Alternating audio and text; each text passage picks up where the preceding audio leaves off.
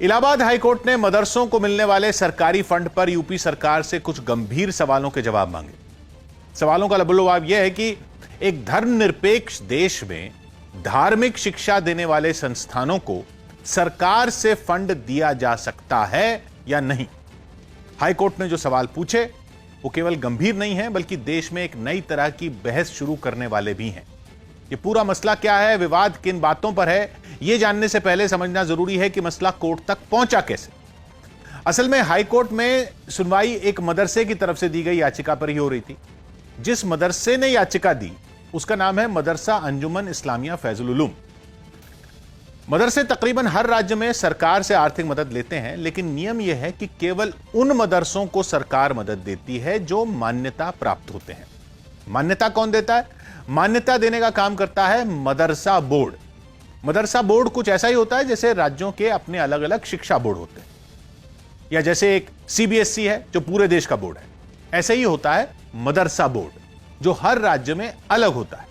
जैसे UP board, Haryana board या CBSE board के इम्तिहान हर साल होते हैं, ऐसे ही मदरसा बोर्ड भी 8वीं के, 10वीं के या 12वीं के इम्तिहान कराता है, जिनमें वही छात्र बैठते हैं जो मदरसों में पढ़ रहे होते हैं।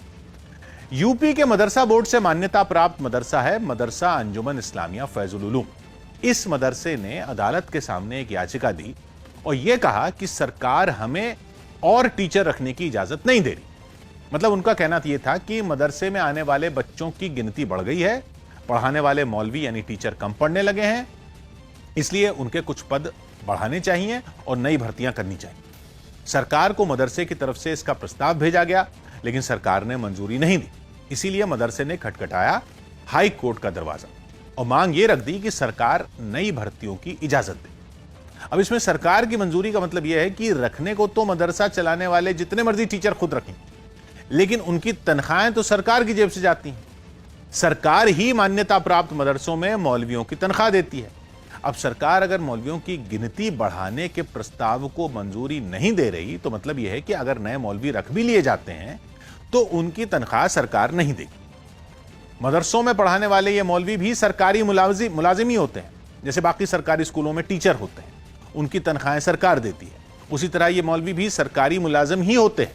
लेकिन मसला यहां पर यह खड़ा हो गया कि मदरसों में और बाकी स्कूलों में कुछ तो फर्क है, क्योंकि मदरसों में तो एक धर्म विशेष की शिक्षा दी जाती है, जबकि देश है हमारा धर्मनिरपेक्ष।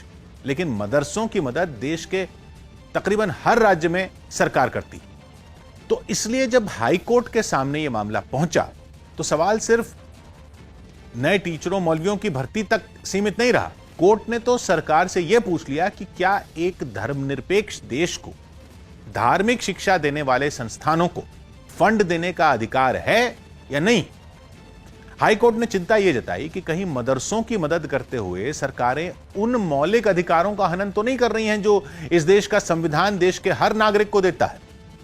बाकायदा कोर्ट ने भारत के संविधान में नागरिकों को दिए गए मौलिक अधिकारों में आर्टिकल 25 से आर्टिकल 30 तक मिले अधिकारों पर सरकार से सफाई मांगी। यह हमारे संविधान में दिए गए वो अधिकार हैं जो लोगों को अपने अपने धर्म और उससे जुड़ी शिक्षा पाने का हक देते हैं, लेकिन उससे जुड़े सब नियम संविधान बनाने वालों ने पहले से बना रखे। और फिर भारत के संविधान से ऊपर तो देश में न कोई सरकार है, न कोई धर्म है, न कोई नीति, न कोई नियम। मतलब यह कि हाई कोर्ट में जब मौलवियों की भर्ती का मामला पहुंचा तो मसला मौलवियों की भर्ती का नहीं रहा, बल्कि अब इस बात पर बहस छिड़ गई है कि लोगों के टैक्स की कमाई से भरने वाला सरकार का खजाना किसी एक विशेष धर्म की शिक्षा के लिए इस्तेमाल हो भी सकता है या नहीं।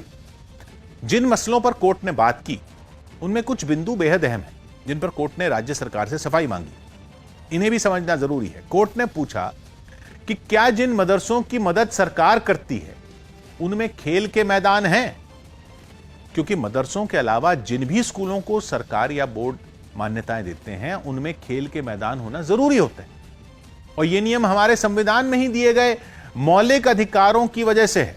आर्टिकल 21 और 21A कहते हैं कि स्कूलों में बच्चों के खेलने के मैदान होने जरूरी हैं, लेकिन मदरसों को अगर मान्यता देते हुए इस नियम की छूट दी जाती है तो यह नाइंसाफी तो उन छात्रों के साथ है जिन्हें स्कूल में खेलने की सुविधाएं तक नहीं मिल रही, और उनके मौलिक अधिकार जो बच्चों को हमारे देश का संविधान देता है वो उनसे छीने जा रहे हैं।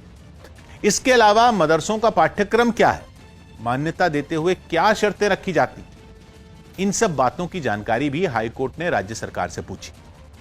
दूसरा मसला यह है कि क्या मदरसों में केवल लड़कों को पढ़ाया जाता है, मतलब क्या लड़कियों को नहीं पढ़ाया जाता, और अगर ऐसा है तो क्या राज्य की शिक्षा नीति ऐसा करने की इजाजत देती है। हालांकि कई जगहों पर लड़के और लड़कियों के अलग अलग मदरसे भी चलाए जाते हैं, बाकी इस पर जानकारी वाला जवाब तो राज्य सरकार को देना है। लेकिन अहम मसला भारतीय संविधान में दिए गए मौलिक अधिकारों का ही है। राज्य सरकार को हाई कोर्ट के सामने यह बताना है कि मदरसों को अगर राज्य सरकारें फंड देती हैं तो कहीं वो मौलिक अधिकारों का हनन तो नहीं है। हाईकोर्ट ने आर्टिकल 25 से लेकर आर्टिकल 30 तक का जिक्र किया है और इन पर सरकार से सवाल पूछा। तो समझना जरूरी है कि आर्टिकल आखिर कहते क्या हैं जिनके जरिए मिले अधिकारों के छीनने का खतरा पैदा हो रहा है। पहला आर्टिकल 25 जो हर धर्म के प्रचार और उससे जुड़ी शिक्षा का अधिकार देता है। दूसरा आर्टिकल 26 अपने धर्म से जुड़े कामकाज करने की पूरी आजादी देता है। तीसरा आर्टिकल 27 जो सबसे अहम है, इसे सुनना ही नहीं समझना भी पड़ेगा। यह आर्टिकल कहता है कि किसी भी व्यक्ति को किसी धर्म विशेष के प्रचार पर खर्चा करने के लिए सरकार टैक्स देने के लिए मजबूर नहीं कर सकती। मतलब यह है कि सरकार चाहे केंद्र की हो या राज्य की, वो हमारे आपके टैक्स के पैसे से ही चलती है, और अगर हम लोगों के टैक्स का पैसा किसी धर्म विशेष के प्रचार के लिए खर्च होगा तो हमारी मर्जी से ही होगा। जो टैक्स देता है उसकी मर्जी से ही होगा, यह कहता है आर्टिकल 27। और फिर सरकार के पास तो जो भी पैसा है वो लोगों के टैक्स का है, और टैक्स लेने से पहले तो किसी से यह पूछा नहीं जाता कि वो पैसा किस धार्मिक पढ़ाई करने वाली संस्था को दिया जाए या नहीं। आर्टिकल 29 में भी एक पेच है। आर्टिकल 29 का एक क्लॉज मतलब एक नियम कहता है कि सरकार से आर्थिक मदद लेने वाले किसी भी संस्थान के दरवाजे सबके लिए खुले होने चाहिए।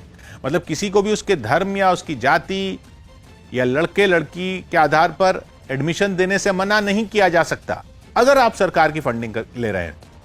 यह नियम मदरसे के लिए नहीं बल्कि किसी भी स्कूल या शिक्षण संस्थान के लिए। मतलब संविधान कहता है कि अगर आप सरकारी पैसा लेते हैं तो आपको दाखिला देने में किसी भी तरह का भेदभाव नहीं करना चाहिए। और आर्टिकल 30 यह कहता है कि सरकार भी किसी शिक्षण संस्था के साथ कोई भेदभाव धर्म या भाषा के आधार पर कतई नहीं कर सकती। मसला बड़ा है क्योंकि यह आर्टिकल तो देश के संविधान में है जो देश के हर नागरिक को बराबर अधिकार देते हैं। कश्मीर से कन्याकुमारी तक, गुजरात से असम तक हर राज्य के लिए है।